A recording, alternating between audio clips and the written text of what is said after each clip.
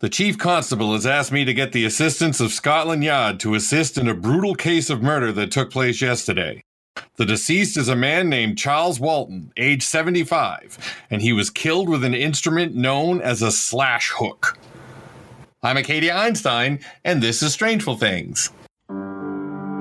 Sheltering in place is not advised, as your survival cannot be ensured in a scenario. Love has practically caused me to just get you destroyed.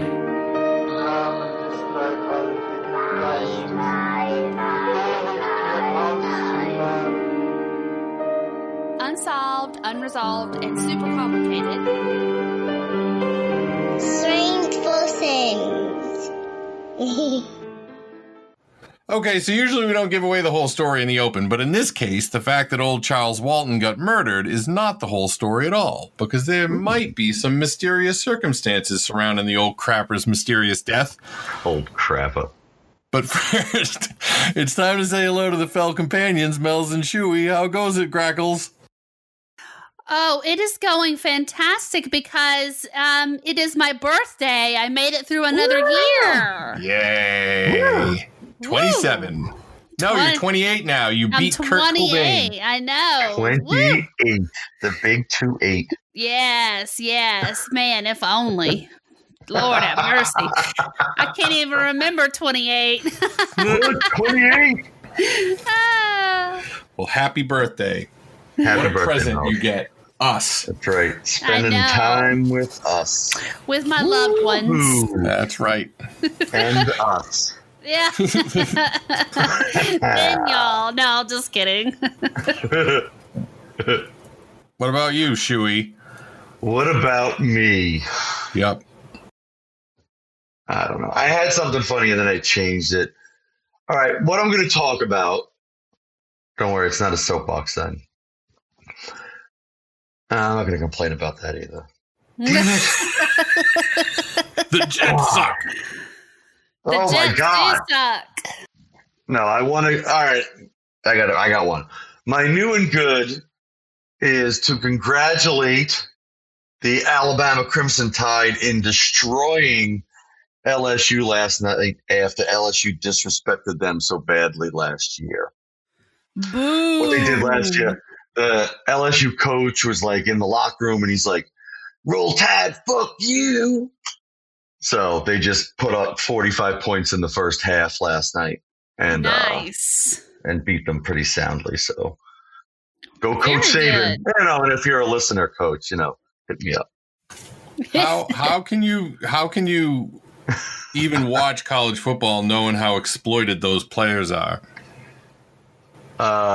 Because I root for Alabama, where most of them end up in the pros. So.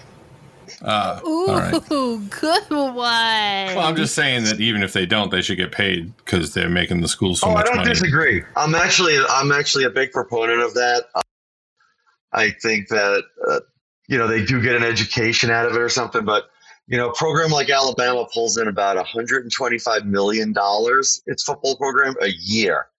And there's 100 kids that don't get paid anything that are, pretty much what drive that other than Coach Saban. But, no, so I see that. I think that's a good thing. And I think it's a smart thing I think everybody who works deserves to be properly compensated for it. And, a lot of schools, the education ain't worth it. That's true. Because they're there just to be athletes and nothing else. Not mathletes. That's right. I'm sorry. That was great. I was a mathlete, man. Really? That's really a thing? Yeah. We used to do math competitions, and there was a team that had like uniforms. I don't remember which school they were from, but they had like hats and T-shirts. And it was like 1 + 1 = 3 or something. And I don't know, something. Well, they must have been very bad at mathletes.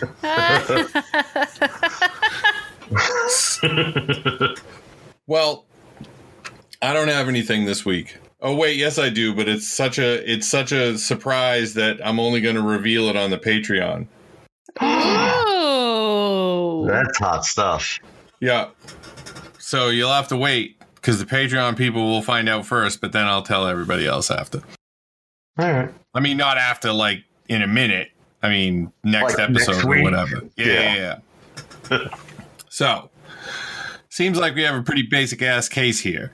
And seeing as I'm considering this a kill time episode, speaking of Patreon, it's like chill time that we do on Patreon. That's patreon.com/strangeful people. In case you want to give us a people. Comma people. I was talking to the people. So this is like chill time, except it's about a murder and everyone gets to listen to it. But we can be a little more laid back than we usually are. Yeah, because we're pretty uptight most weeks. I mean, honestly, I don't know how I managed to come off as composed as I do. I could actually hear your eyes roll when you said that. Now, you're always relaxed because whenever it's time to record, we find you in a hammock sleeping and blowing a feather up in the air like a cartoon hillbilly. Hey, she's not a cartoon. She's a real hillbilly. Shooey, you're supposed to be on my side. I just need to keep people on their toes. This is kill time. Who knows what kill time Shooey's going to be? All right. Well, this is highly irregular, and you know what? I might just get back in my hammock if you don't stop. I can actually see. You know what I'm talking about, right? Where they blow the feather up in the air and then it falls back down perfect. Oh, yeah. Yeah. All right, good. Yeah.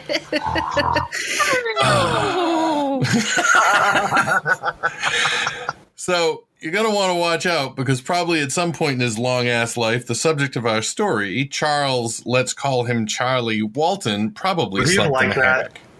You know what? Would you have liked Charlie? I'm sure he would have been with his mates. Hey, mate. Wait, his mates? Yeah, that's right. He was born on May 12th, 1870. 1870.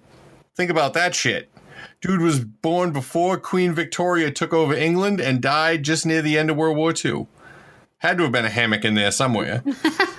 Not saying it contributed to his death, but you never know because some people say he was killed by a motherfucking witch. Oh, wow. I was not expecting that. I have to admit, that's a legitimate shocker to me. That's right. We'll get to the witch part, but first we need to deal with the nuts and bolts of things. So, as I said, Walton was born in 1870, and he met his demise on Valentine's Day, 1945. So he missed the end of the war by a little bitch. So he missed the end of the war by a little bit, which I am sure was not the thing most prevalent in his mind as he was being murdered with a slash hook. What the hell's a slash hook? It's a sweet riff played by the Guns N' Roses guitar legend. Oh, gosh. Wow. Dun-dun-dun. Basically, the whole episode was done for that joke. Thank you. Thank you. That's it. Go to patreon.com/strangeful and come back next week. We went on a high note. It's a sickle or grass hook, an agricultural tool for cutting away small vegetation. So it's one of those little curvy things you use to chop down tall grass in old British men. So, okay. All right. You know what I'm talking about? Like it's like a C. Yeah. With a handle? Like a sickle that used to be on like the Russian thing. Soviet flag. Yeah. Russian flag. Yeah, that's it. Isn't that what they used in Children of the Corn? Yes. Okay. That should have been my go-to reference, but yes. Come on, you're talking to Mells here. I know. Now, Walton lived in Quinton, which is a civil parish in the Stratford-on-Avon district of Warwickshire County, England, about 6 miles south of Stratford-upon-Avon.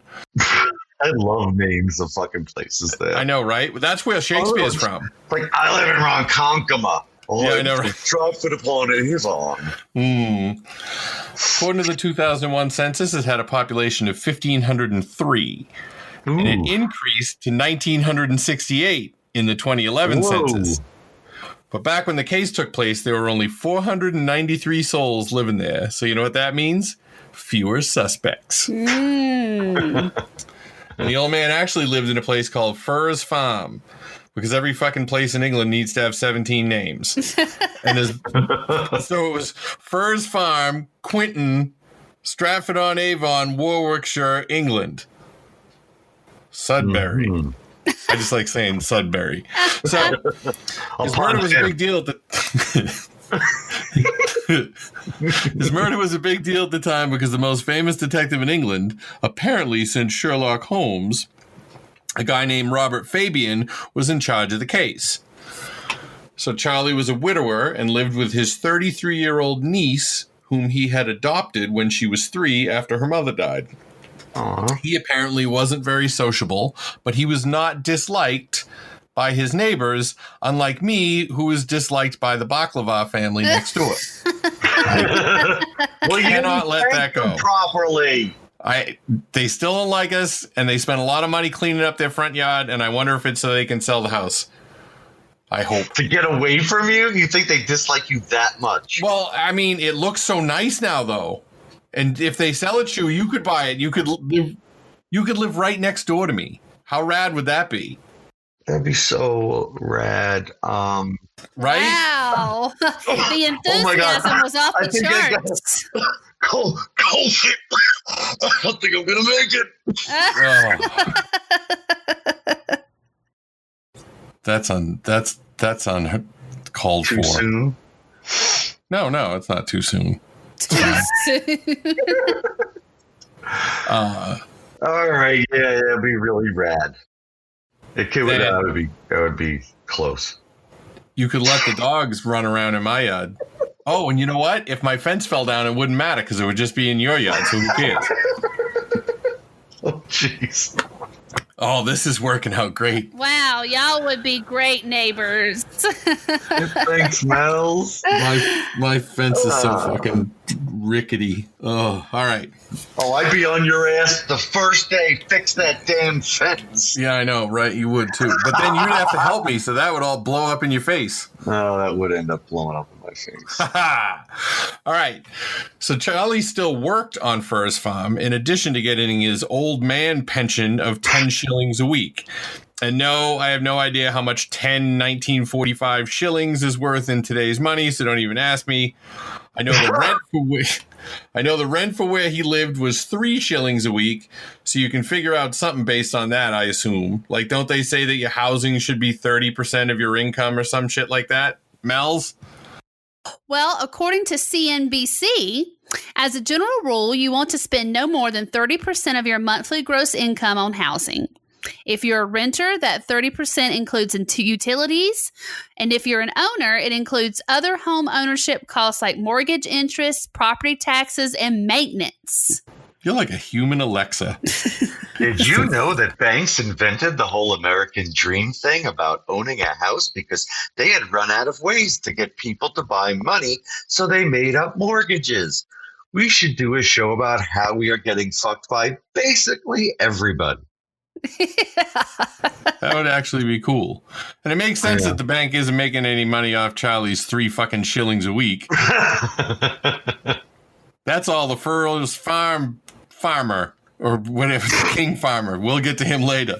But regardless, we can probably rule out robbery as a motive for the murder since the old duffer was still doing farm work at 75. Of course, I will be too, but probably some kind of human genome farm where they take my blood and turn it into better, healthier blood.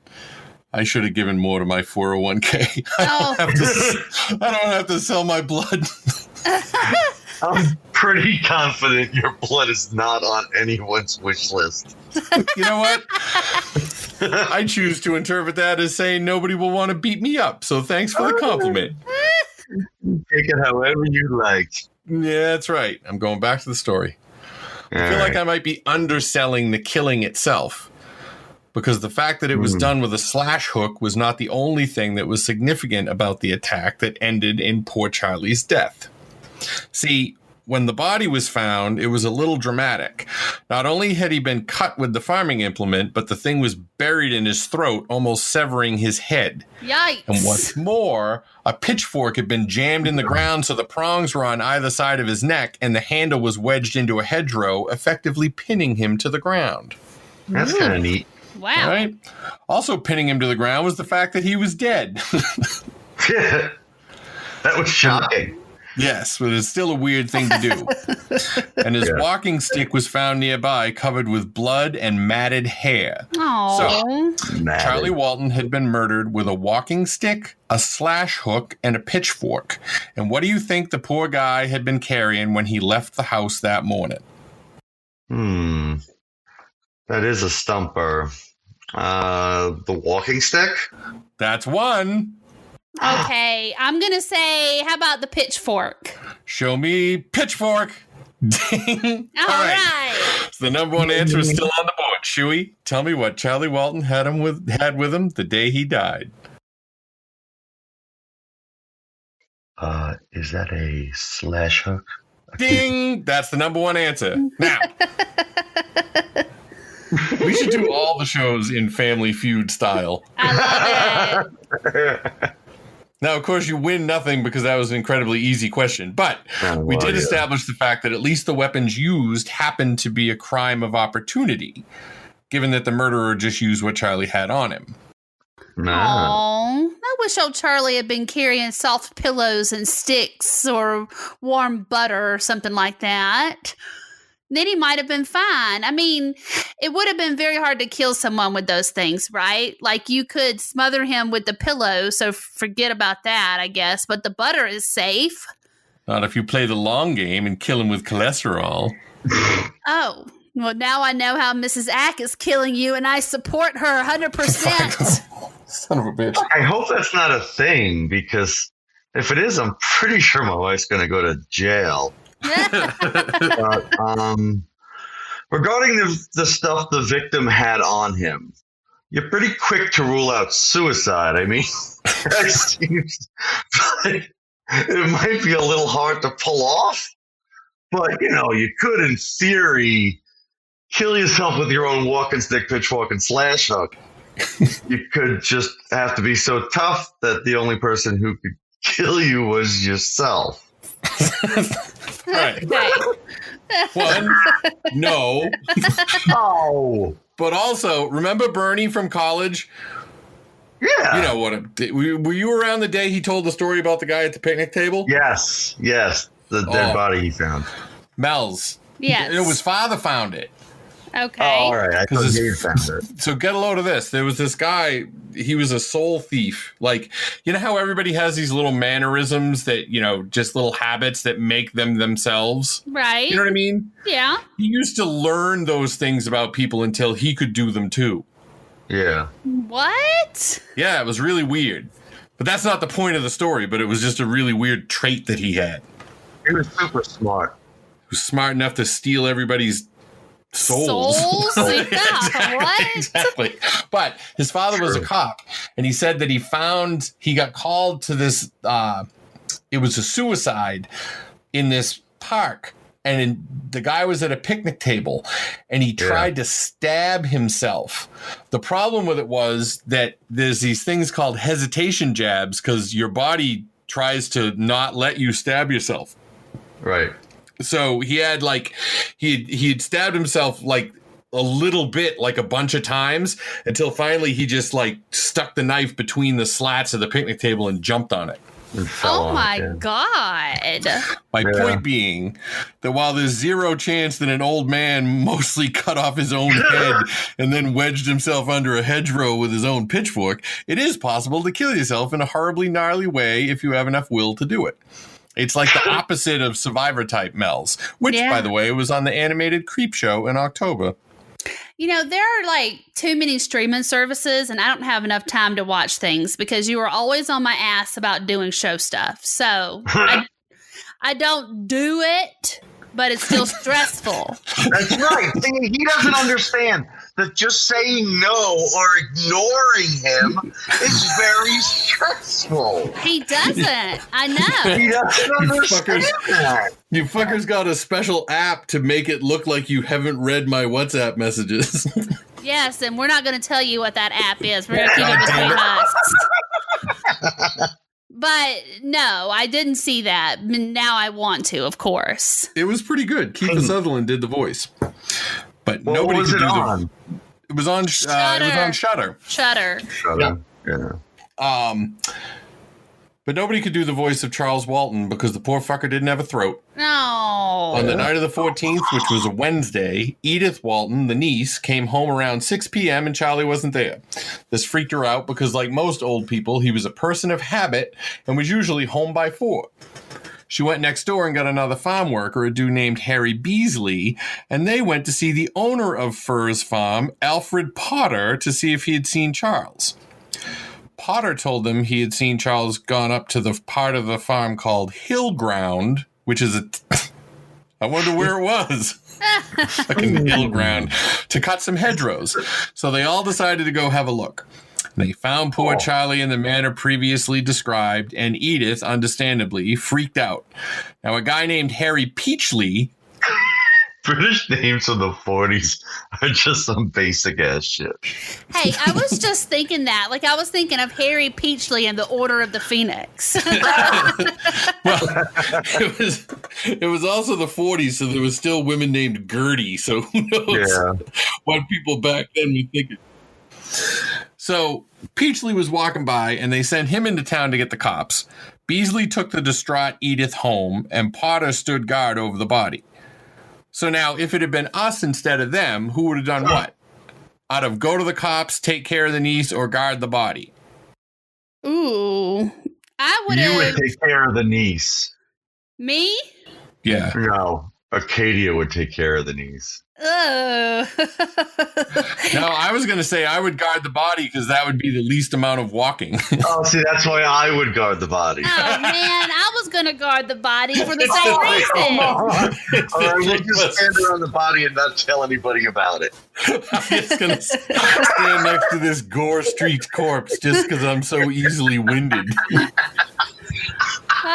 Don't worry, y'all. I'll do the hard part. I'll stay with the dead body. I'll stay with the body. You just get that crying niece out of here. She's messing up my calm vibe. Poor soul. See her uncle getting stuck to the ground with a pitchfork. Also, the pitchfork must have just had 2 prongs. Yep. So it's That's perfect. what I saw. It was in a movie that I saw that, and I can't think of the movie. It's perfect for It's holding somebody on the ground. One of the Halloween No, that one movies. had more. Oh, did it? Okay. All right. I think it's just British pitchforks that have 2, because it was the war. See, they needed the metal to make tanks. That's true. So the cops showed up at 7:05 p.m. The first one was named Michael James Lamasny, who I mentioned only because we were making fun of how lame their names were before, and Lamasny is pretty good. The first person it seems like they took a statement from was the guy who owned the farm, Alfred Potter. That checks out because the person with the most money is always the smartest one, right? Potter. So, while I don't have his official statement, I did make up one based on the facts that I had on hand, and it will force Shooey to do a British accent. So here we go. Hello, Governor. Well, It's me, Jesus. Alfie Potter, and I'm the owner of Fur's farm. That's right. I'm a landowner, and that makes me a big man in the village. So let's see if we can if we can't suss out what's happened to poor old Charlie. See, I am not just here to give a statement. I figure since I am what you would call wealthy, I lost my accent there for a second, I must have some valuable insight. So here we go. Well, Mr. Potter, we only need you to answer our questions, you see. That's right, Constable. I have owned the farm for 5 years now. After I bought it with me shillings and whatnot. Known Charles the whole time. He was never one to bother anyone, even if he wasn't the friendliest bloke. At any rate, I hired Charlie to trip the hedgerows about 9 months ago. Nothing too strenuous, mind you, as he was an old codger. But he did good work, and I was happy to pay him a tuppence or a halfpenny or whatever the fuck we call money today.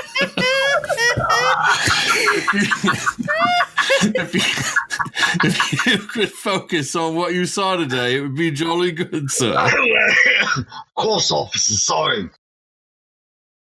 Well, at noontime, I had been over to College Arms with Joe Stanley. What's the College Arms? I'm afraid, Mom, that's because of the subpar research done on this particular radio program. I cannot properly explain to you just where the hell I was or what I was doing. Since I'm kind of out on a limb here, I will say that Stupid. it was a sex club. So, as I was leaving the sex club, I saw old Charlie about 500 yards away trimming me hedges. Now, I see him working, and that he had a few yards of edge left to go. Never once did I think it sad that an old man had been working, trimming edges like that, because I am not very introspective. I can't believe I'm saying this shit. But I did note that he was about 4 or 5 yards past that point when he died. So I would have thought that he'd be out half hour's work from where I'd seen him. That would mean that it was early afternoon when he died, but I didn't see anyone else around at that time. Okay, well, that's actually pretty good ciphering there, Mr. Potter. You helped us.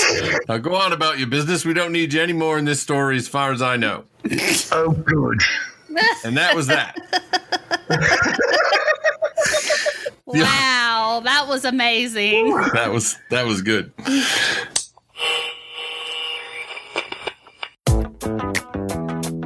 Hey, Mells. Hey, Jasmine. You want to tell these lovely people about our show? Well, I sure do. We're the hosts of the Damn Fine TV podcast. A weekly show where two TV-loving ladies, That's us. bring you fresh insights and fun conversations about all things TV. The name of our show is a reference to Twin Peaks. Damn fine coffee. But we discuss a wide variety of shows. Everything from Chilling Adventures of Sabrina to American Horror Story. Westworld, Umbrella Academy, Lovecraft Country, and tons more. And now for the obligatory clip segment of the ad.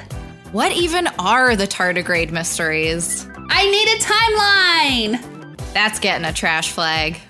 Who is in you? Confused? Better subscribe and listen to the show. We've got new episodes every Wednesday. Just search Damn Fine TV wherever you listen to podcasts, and we'll be there. And come hang out with us on Instagram at Damn Fine TV. We share TV news, celebrities that make us thirsty, and have fun polls. And if you're watching TV, Make sure it's Damn Fine TV.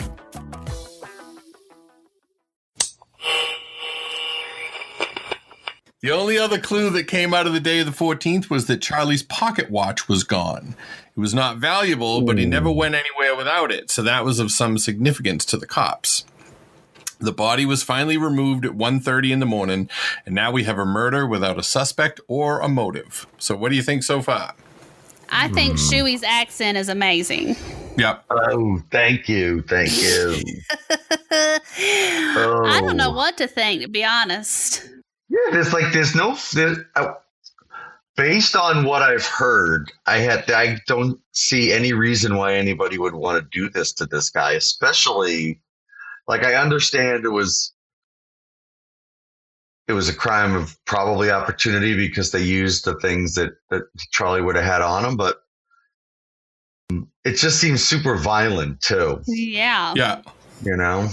Unless it was somebody like you see in a horror movie or something like that, or when they try to kill somebody and they don't do it right, so then they just grab the next thing and they try it with that and they still don't do it. So unless that's what happened, Or else there was a bunch of people like an airplane. They were all lined up to hit that one lady.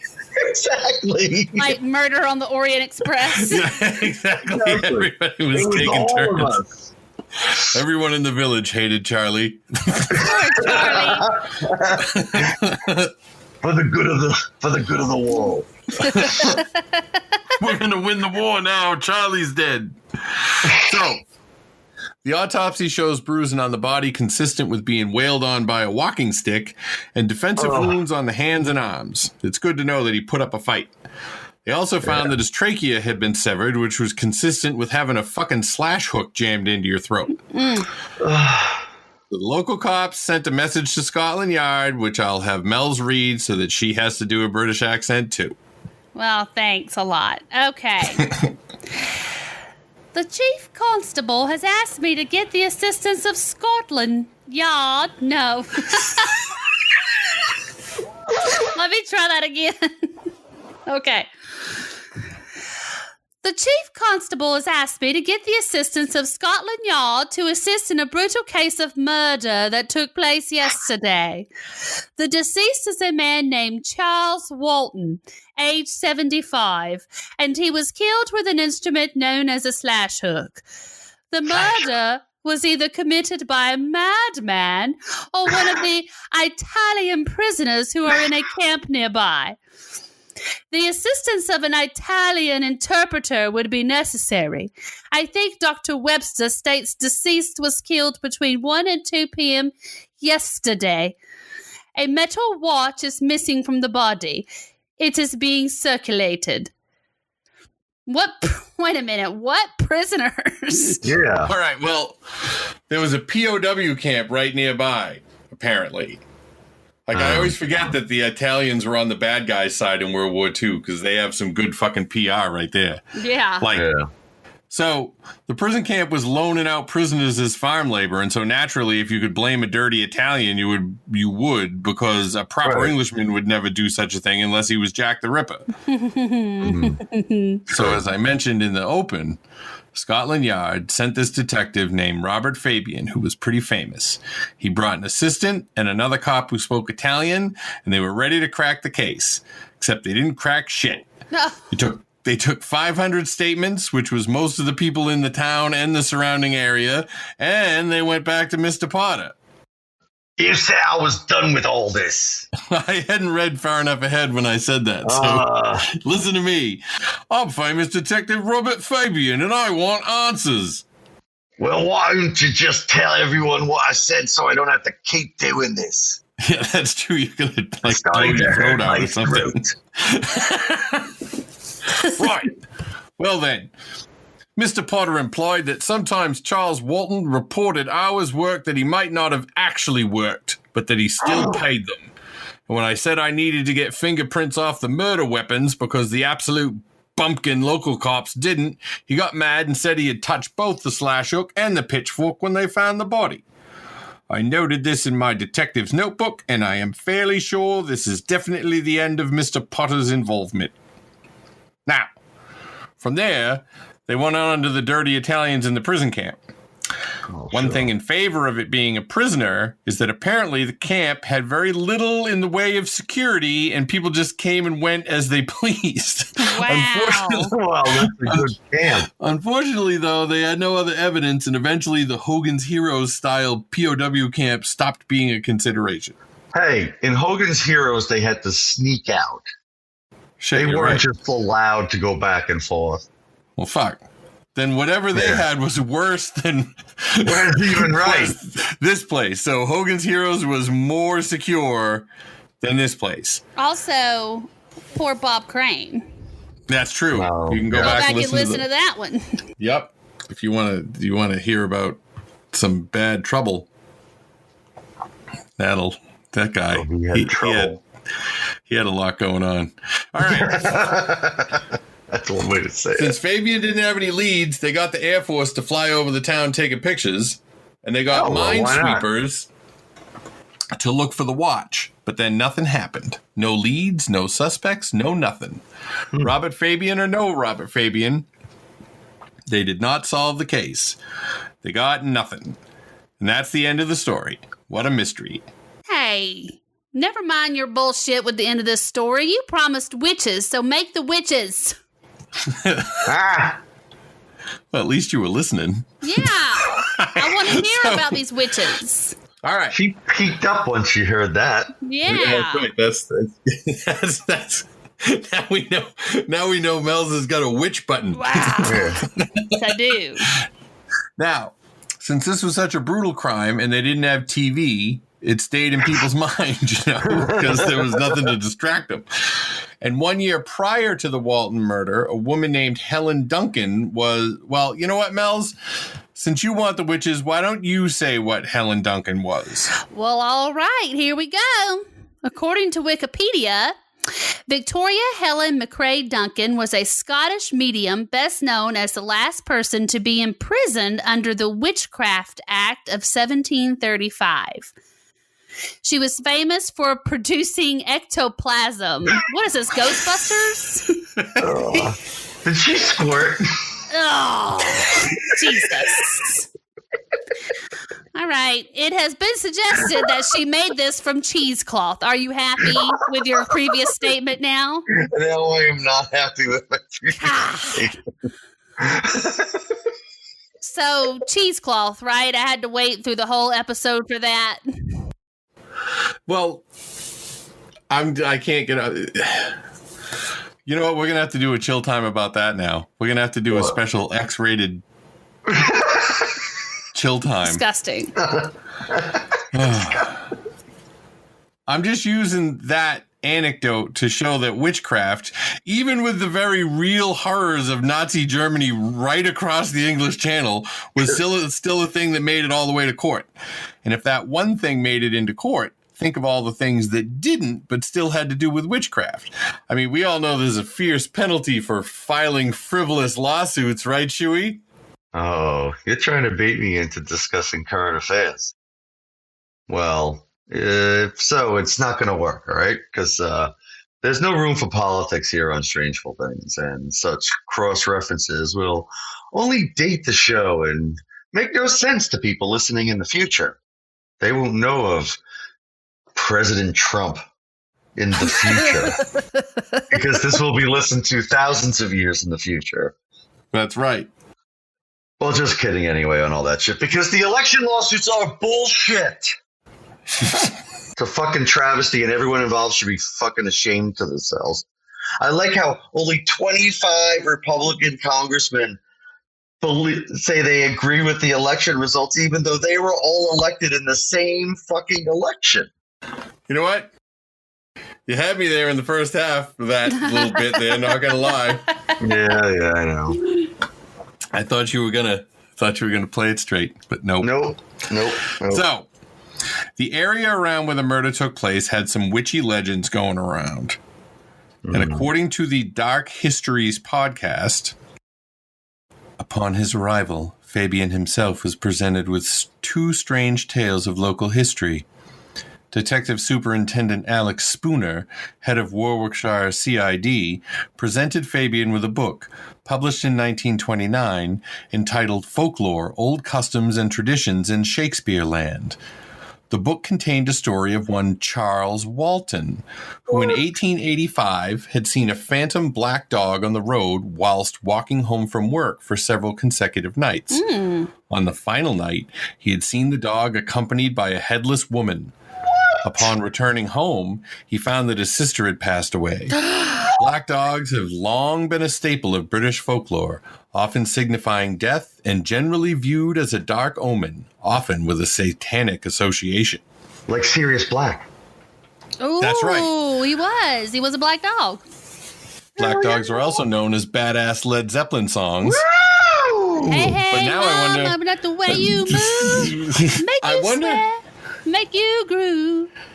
I wonder if they didn't name the song after the legend. I bet they did, honestly. Of course they did. They were all tapped into all that witchery stuff. Then the Tolkien shit and all that. Yeah. You know what?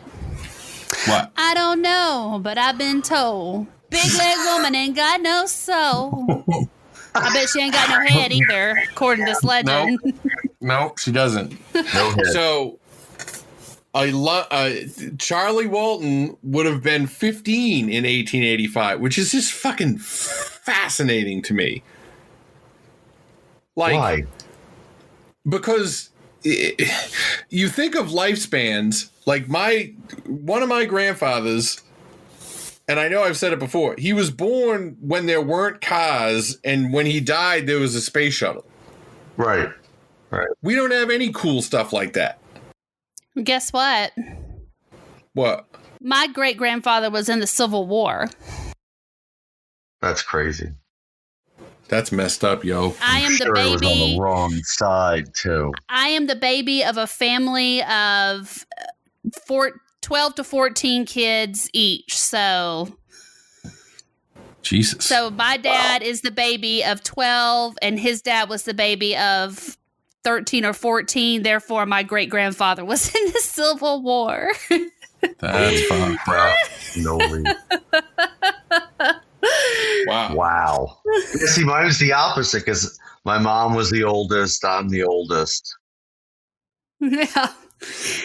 Well, you got Oh, nothing then. sorry. Don't mean to derail it. I'm just saying, like, No, that's just my it's grandparents. My crazy. grandparents are like your great grandparents then, because they were around before Right. cars, and then they saw, a space that's shuttle crazy. or whatever. That's fucking crazy. I'm just saying that now they don't think that it was the same Charlie Walton. Okay. Oh. But That's a big piece of information. it was a mighty suspicious coincidence. But I mean, in 1885, people would be like, "Look at that! That's called iron, son." And Right. then he got all the way to World War II. I'm just saying, it's crazy. That's crazy. All they do now for our stuff is they just make smaller, better versions of shit we already have. Exactly. Like no one invents Yeah. a new thing. The iPhone came out in our generation. Yeah, but that was just a smaller, better version of something we already Oh, had. that's true. I guess. Yeah. Not really. The smartphone wasn't. That was the first version of it. Yeah, but it was still a There was no phone. phone with a screen that you could play games and make calls and do texts like on a big screen and like view the web and all that. That didn't exist. You were stuck on those Yeah. little tiny screens. Playing Snake. Yeah, and having like everything was that WAP, like the crap version of every website. That's true. All right. Well, the other big witch clue, in addition to the other not really big at all witch clue, was the 1875 murder of a woman named Ann Tennant. She lived in Long Compton, which was nearby Lower Quinton, where Charlie had lived. She was killed by a man named James Haywood, who had killed her with a slash hook and pinned her to the ground with a pitchfork. And apparently, the excuse he gave for the murder was that Tennant was a witch. Well, that is interesting if it's true. Well, then it is not interesting at all because apparently there was no slash hook. God. Well, you know what? I can only deal with the fucking facts that I have. I can't mislead the public. There was no slash hook involved in her murder, and Haywood just ran in and attacked Tennant with the pitchfork and killed her in front of people. Which, on its own, is quite a story. That's crazy. Yeah. Like, if you're just sitting there, everyone's going, "Oh, what do you want to do? Sing a song?" Ah! I got this pitchfork trigger. I'm Like, busting in the door and shoving a pitchfork in her head. Yikes. So I wish I had a little more story about that, but that's all I got. But for his part, Fabian sort of seemed to believe in the witchy stuff. In his autobiography, he referred to the case as the Witchcraft Murder and said, "I advise anybody who's tempted at any time to venture into black magic, witchcraft, shamanism, call it what you will, to remember Charles Walton and to think of his death, which was clearly the ghastly climax of a pagan rite." How do you come to that fucking conclusion? Tonight on Ghastly Climax. Ghastly climax. With a cheesecloth. With a cheese. Oh, there's cheesecloth everywhere. Oh, Oh. Look how far it went. All right. So he definitely. That's disgusting. sorry. God. I got Just excited. shooting cheesecloth out of a What t-shirt. am I cannon. doing? All over the place. I was just like, what has my life become? What has my life become? Oh. God. So Fabian thought something was up. Oh. But there's only one more clue to be discussed in this case, for real, and it happened 15 years later in 1960. Well, this better be good because so far the witch stuff has been like some clickbait nonsense, in my opinion. Well, it can't be clickbait if it was after the show started. Although I did call the episode the Witchcraft Murder, so continue to listen bait. That's kind of clickbait. Whatever. You got to do what you got to do. Anyway, in 1960, they were cleaning up around the old Walton place, and what did they find? The fucking pocket watch. Fucking hoarders. Maybe. Well, according to the Dark Histories page that I use for a lot of the research, like I mentioned earlier, they were cleaning the, quote, outhouses of the cottage. Now, I would assume that means the shitter. Whoa. Right? But since there was more than one, maybe it meant outbuildings, because I don't know if you need more than one outhouse unless you fill one up. I don't know. What if somebody shit out the watch? Oh, God. I hadn't thought of that. Why would you? Who ate a watch? Why would you think of that? He had to get rid of the evidence. That's what I'm saying. I had to get rid of it, so I ate it. I dangled it down me throat with this chain. I swallowed it like a duck. Just opened up his throat and got You ever seen a pelican eat a fish? Well, that was me eating this watch. Me with this watch. Did you say bacon and fish? Oh my gosh. This is what you get with kill time, people. That's right, people. This is the kind of Shooey that comes to kill time. Wild card. Now, they found the watch, and some people say that the murderer must have brought it back because there was no way that Charlie would have forgotten to bring it with him to work. And honestly, that's really it. I have no more facts about this case. You just tell me what you think about poor old Charlie Walton. Oh, I mean, he died brutally a murdered. Grisly death, that's for sure. It was grisly. Yeah. And it is the oldest unsolved murder in Warwickshire. What? How many are there? Like 3? Well, it implies at least 2. I'm gonna do more than that. I mean, what would make you so mad about an old man trimming hedges that you fucking wail on him and kill him? I don't know. Like, that's what I don't understand. I can't imagine what this guy could have done. Yeah, even if he was cheat, like, you know, screwing them out of some money, like that's you know, they knew they were getting the work of a 75-year-old man. And a 75-year-old man back then isn't a 75-year-old man now, you know. Yeah, that's true. And so they knew they weren't getting a lot out of him anyway. So the fact that he lied a little bit out isn't going to be enough to kill him, to want to kill him. It's fucked up. I didn't want to kill him. I can't think of what could enrage you. So, like, other than family, like, who else can enrage you that much? Other than family. Seriously. Nothing other than family. Exactly. So why would Potter have done it then? Because he was, I mean, like, who else could it have been? I mean, am I just way off base with that? No, I'm voting for. I don't think it was a prisoner. I don't think it was either. No, me either. But we've got Madman or we've got Potter. Those are the only 2 suspects as far as I'm concerned. It wasn't the niece. No. No way. I can't She imagine. was distraught. I don't know. I've seen people be distraught on Murder, She Wrote, and they ended up being the ones who did it. See? Sometimes in Kill Time Shooey changes mid-episode. You never know. He's a wild card. Watching Murder, She Wrote. Hey, what are you watching there? Murder, She Wrote? Yep. How come? Crippling depression. I just want to feel good, and this was on when I was younger, and I liked myself. I want to feel safe. I want bloodless murders solved by an old crone. Hey, don't talk about her like that. I watch Adam 12, it's hilarious. They had a shootout. It was in a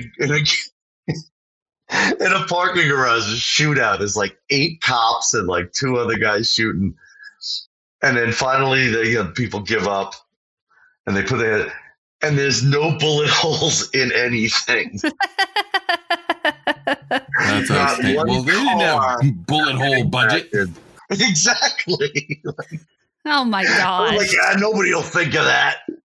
They only had the one car. They can't fill it up full of holes. We need to use this car. Just roll in one car with holes that they just keep laying around. Yeah, we'll shoot the car in the last episode. Then we won't need it anymore. Stupid. Yeah. But with this case, though, I have no fucking idea. Honestly, I just don't see enough motive anywhere.